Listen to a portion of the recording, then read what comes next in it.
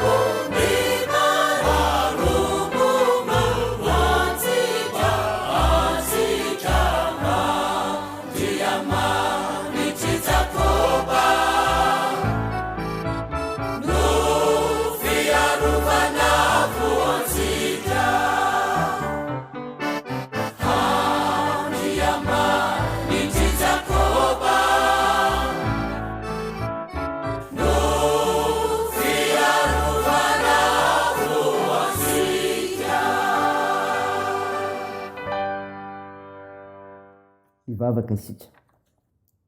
Ry Andriamanitra fitiavanao, misaotra anao zay nitasiry anay, fa no famindramponao sy ny fitiavanao natozao anay. Koa makalaza sy midera me voninahitra ianarinao masina zay fa Andriamanitra tsy toy ianao. Ry tompo tsara, mamelany fahatsonay nataonay teo anatrehanao. Finoa ny elokay, afao zahay. Mangataka fananao masina zay hiasa mahery ety anatinay. Andraisany mianatra anao amin'ny alala mofina ianao anay indray. Fampandresy ianao Andriamanitray. Aminaran'i Jesosy Kristy mpamonjy anay. Amen. Ny ofinainao antsika amin'ny tionyty ravina malala dia hitanao bokin'ny Eksodosy. Eksodosy 7:10 ny 9:9 ka hatramin'ny 9:10. Mivaky toy izao aminaran'i Jesosy. Ary tonga ny Amalekita ka niady tamin'ny Israely tao Refidimy. Dia hoy Mosesy tamin'i Josoa, mifidiana lehilahy ho antsika dia mandehana ka media amin'ny Amalekita. Raha hampiso dia hijoro tampony havoana aho ka hitana ny tehin'Andriamanitra ety an-tanako. Ary Josoa dia nanao araka izay efa nolazain'i Mosesy taminy ka niady tamin'ny Amalekita izy. Ary Mosesy sy Arona sy Hora kosa niakatra ao tampony havoana. Ary nasandra Mosesy ny tanany dia nahery ny Israely. Fa raha nampidiny ny tanany dia nahery kosa ny Amalekita. Fa efa vizana ny tanan'i Mosesy ka dia nakavaty izy roalahy ka nataony teo ambanin'ny Mosesy hipetrahany. Ary Arona sy Hora dia nanohana ny tanany ka ny iray tamin'ny anila ary ny iray kosa tamin'ny anila. Dia naharitra tsy nidiny intsony ny tanany mandra-pahafatin'ny masoandro. Ary Josoa dia nandresy ny Amalekita sy ny olony tamin'ilay latsapatra. Ary hoy Jehovah tamin'i Mosesy, sorato eo amin'ny boky izany ho fahatsiarovana ka ambarao amin'i Josoa fa ho fohanako tokoa ny fahatsiarovana ny Amalekita tsy hoe ny ambany lanitra. Dia nanorina alitary Mosesy ka nanao ny anarany hoe Jehovah nisy, fa hoy izy Jehovah ny nina hoe niadin'i Jehovah amin'ny Amalekita dia tsy tsahatra hatramin'izay taranany faramandimby. Amen. Ray masino, manamasinana ny fahamarinana, ny teninao ny fahamarinana. Amen. Ray avana malala, ao aminao ny fiadanan'ilay Jesosy Kristy mpamonjy antsika. Mofinaina novakena tamintsika teo Eksodosy 7:9-9:10. Tantara milaza ny adin'i Israely sy Amalekita. Ina ry avana no zavatra miavaka eto ny amin'izay ambaran'ity tenin'Andriamanitra antsika ity. Miavaka eto ny amin'ny mpanompon'Andriamanitra. Ahoana izany? Manaraka fandaminana. Manaraka fandaminana. Hoy ny 9:10. Ary Josoa dia nanao araka izay nolazain'i Mosesy taminy. Nibaika an'i Josoa Mosesy mba hifidy lehilahy handeka hiady amin'ny Amalekita. Ny Amalekita dia mampahoro ny vahoaka an'Andriamanitra. Tsy niady hevitra na nisalasala Josoa fa nanatanteraka. Izany izay kristianina revana na fiangonana mahay miaino sy manaraka ny toromarika omeny mpitarika azy dia androso tokoa. Anjarantsika ary ny manaraka tsaka sy andavany ny baiko zay omeny Jesosy tompontsika tanterao ny famponao. Ny mampiavaka ny mpanompon'Andriamanitra koa revana dia izao, manohana sy manampy ny mpitarika azy. Hoy ny 9:12. Ary Arona sy Hora dia nanohana ny tanany ka ny iray tamin'ny anila ary ny iray kosa tamin'ny anila. Mitazona manampy tsy hihitsana na hienjera ny hevitry ny hoe manohana eto. Tsy navelany Arona sy Hora hiady rery Mosesy. Tsy maintsy manampy mitarika izy. Mivavaka ho azy ireo. Mitondra sosikevitra mampahery. Miombona. Eny manampy amin'ny lafiny rehetra. Aza velan-dalo fotsiny ary ireo fotoana manokana hitondranam-bavaka azy ireo.